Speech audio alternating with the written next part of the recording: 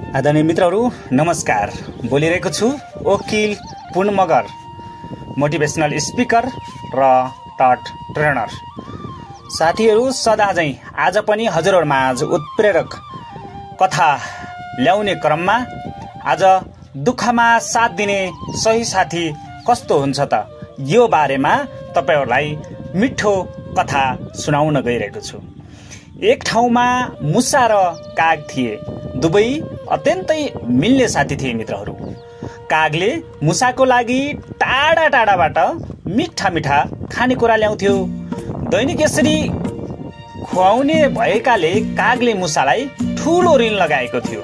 यस्तैमा एक दिन कागले आँखाभरि आँसु बनाएर मुसासँग भन्यो, साथी, अब म छिट्टै यस वन र तिमीबाट छुट्टिने छु।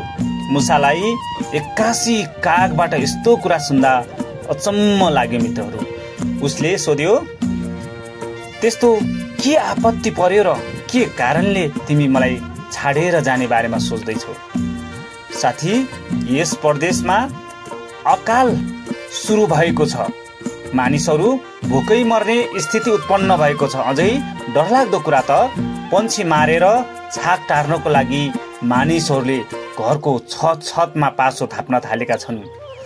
आज पनि म बल्ल तल्ल पासोबाट बची। अब मैले बाध्य भएर आफ्नो देश छाड्नु पर्छ। त्यसैले म निकै दुखी छु भनेर कागले कारण खुलायो। तर मुसाले सोध्यो, यहाँबाट कहाँ जाने त मित्र भनेर सोध्छ। दक्षिण दिशामा एउटा दुर्गम वन छ। त्यहाँ एउटा विशाल ताल छ। त्यहाँ तिमीभन्दा पनि पुरानो मेरो एउटा कछुवा साथी छ। उसले मलाई माछाको टुक्रा दिने गर्छ। मैले त्यही आफ्नो शेष जीवन बिताउन सक्नेछु। कागले आफूले जाने स्थानको बारेमा बतायो। मुसाले आफू एक्लै बस्न नसक्ने बतायो। साथी, मेरो तिमीप्रति मोह गाँसिसकेको छ। त्यसैले तिमी बिना म एक्लै बस्ने कल्पना समेत पनि गर्न सक्दैन। मलाई पनि सँगै लैजाऊ। कागले सोध्यो, तिमीलाई के दुःख छ र? के दुःख छ र? के आफ्नो जन्मभूमि र सुखद आवास छाडेर यहाँबाट जान चाहन्छौ? मुसाले गम्भीर हुँदै भन्यो, यो एउटा गम्भीर र विस्तृत विषय छ। गन्तव्य स्थानमा पुगेपछि मात्रै म तिमीलाई प्रष्ट पार्नेछु अथवा स्पष्ट पार्नेछु भन्छ। तर कसरी जाने? मुसा भुइँमा हिँड्दै र काग उड्दै जाँदा दुवै एक अर्काबाट बिछोडिने सम्भावना थियो। अन्त्यमा कागले मुसालाई पिठ्यौमा बोक्ने सल्लाह भयो। त्यहाँबाट दुवै अर्को स्थानको लागि गयो। अर्को ठाउँमा पुगेपछि कागले मुसालाई तल झार्यो। तालको किनारामा एउटा ठुलो रुखको प्वालमा मुसालाई राखेर कागले कछुवालाई बोलायो, साथी कछुवा, छिट्टो पानीबाट बाहिर आऊ, म तिम्रो साथी काग तिमीलाई भेट्न आएको छु। कछुवा तुरुन्तै पानीबाट बाहिर निस्कियो। तिनीहरूले एक आपसमा परिचय गरे। कागले मुसाले सुनाउन खोजेको गुप्त कुरा कछुवाकै छेउमा भन्न आग्रह गर्यो। साथीहरूको आग्रहपछि मुसाले आफ्नो कथा सुनाउन थाल्यो। नगर भन्दा बाहिर जङ्गल वनमा बनेको शिव मन्दिरमा एकजना सन्यासी बस्थे। उनले त्यस नगरमा भिक्षा मागेर सुखपूर्वक जीवन व्यतीत गरिरहेका थिए। ती सन्यासीले आफूले खाए बचेको अन्न एउटा भिक्षा पात्रमा राख्थे। त्यस पात्रलाई झुन्ड्याइदिन्थे र आरामले सुत्थे। बिहान उठेर नित्य कर्म सक्थे र भिक्षा पात्रमा भएको अन्न मन्दिर बाहिर बस्ने भिखारीलाई बाँडिदिन्थे। एक दिन मैले कुनै साथीबाट ती सन्यासीले त्यस भिक्षा पात्रमा स्वादिष्ट भोजन राख्छन् भन्ने थाहा पाएँ। उनले भिक्षा पात्र अग्लो स्थानमा झुन्ड्याइने भएकाले जति बल गर्दा पनि त्यसलाई भेट्न नसकेको बताए। साथीको कुरा सुनेर म तुरुन्तै उसँग गएँ। थाहा छैन कसरी मैले एकैचोटि उफ्रने बित्तिकै त्यो पात्र भेटेँ र पात्र भुइँमा खस्यो।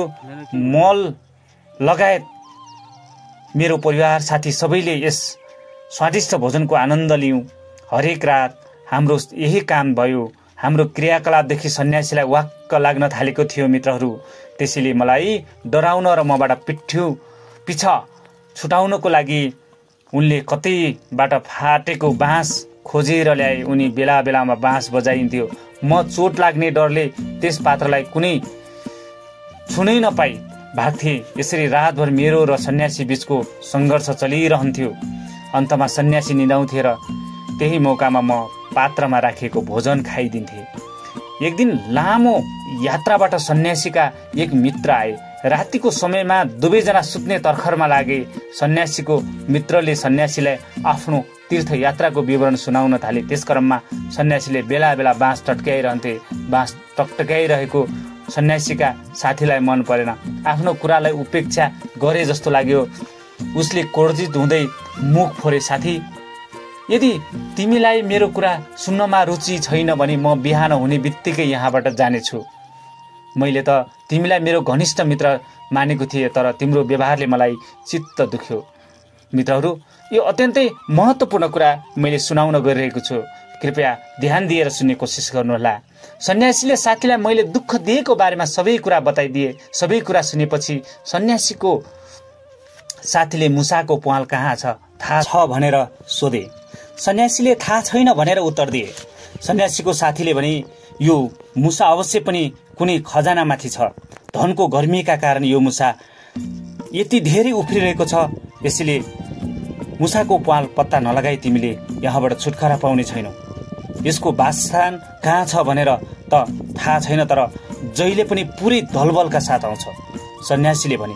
सन्यासीको साथीले योजना बनाए, त्यसो भए चिन्ताको कुनै कुरा छैन। त्यसको वासस्थान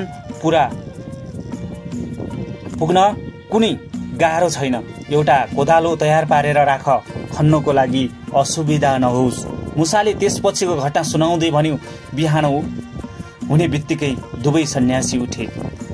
मान्छेको पाइला पर्नुभन्दा पहिल्यै हाम्रो पाइलाको चिन्ह पन्छाउँदै त्यो सन्यासीहरू मेरो प्वालसम्म आइपुगे।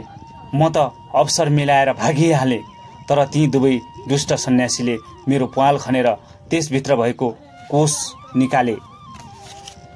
सन्यासीको साथीले सन्यासीसँग भने, मित्र, अब तिमी निश्चित भएर बस। मुसाले तिमीलाई केही पनि गर्न सक्ने छैन।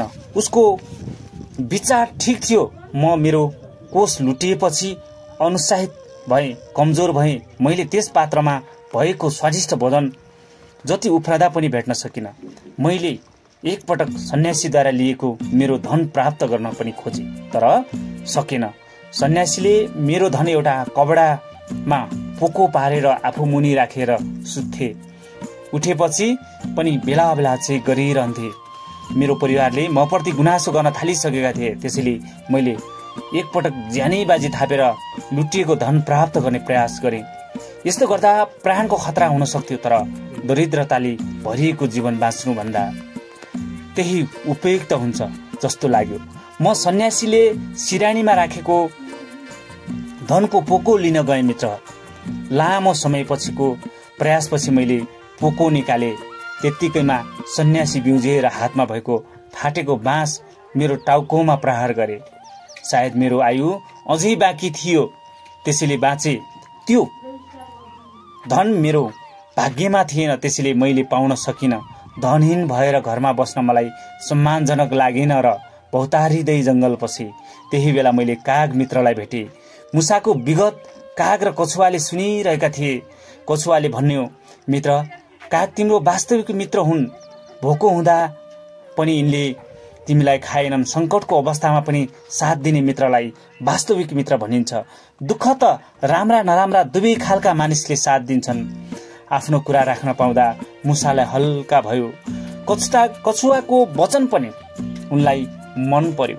बिस्तारै बिस्तारै उनले दुःख भुल्दै गए। तिनै साथी मिलेर सुखपूर्वक तालको किनारमा बस्न थाले। मित्रहरू, कथाको सन्देश यो हो कि धनले भौतिक सुख दिन्छ। धन भएन भने धेरै मानिसहरूले साथ छाडिदिन्छन्। यही बेलामा सही साथी को हो भनेर बुझ्न सकिन्छ। एक आपसमा मिलेर बस्यो भने जीवन सुखदायी हुन्छ। आफ्नो मनभित्र दबिएको कुरा नजिकको विश्वासिलो व्यक्तिलाई सुनाउँदा मन हलुका हुन्छ। धनको लागि ज्यान जोखिममा पार्नु हुँदैन। शरीर रह्यो भने धन त फेरि कमाउन सकिन्छ।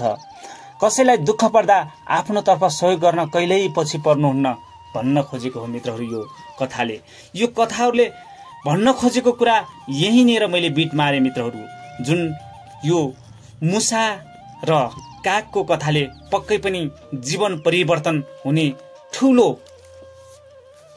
सन्देश दिइरहेको छ मित्रहरू। यी सन्देशहरूबाट हामीले सिक्नुपर्ने पाठ र जीवन परिवर्तनका लागि गर्नुपर्ने कुराहरू यी नै हुन्। त्यसैले मित्रहरू, मान्छेको जिन्दगीमा जे पनि हुन्छ, जे सोचेको छैन त्यो नहुन सक्छ।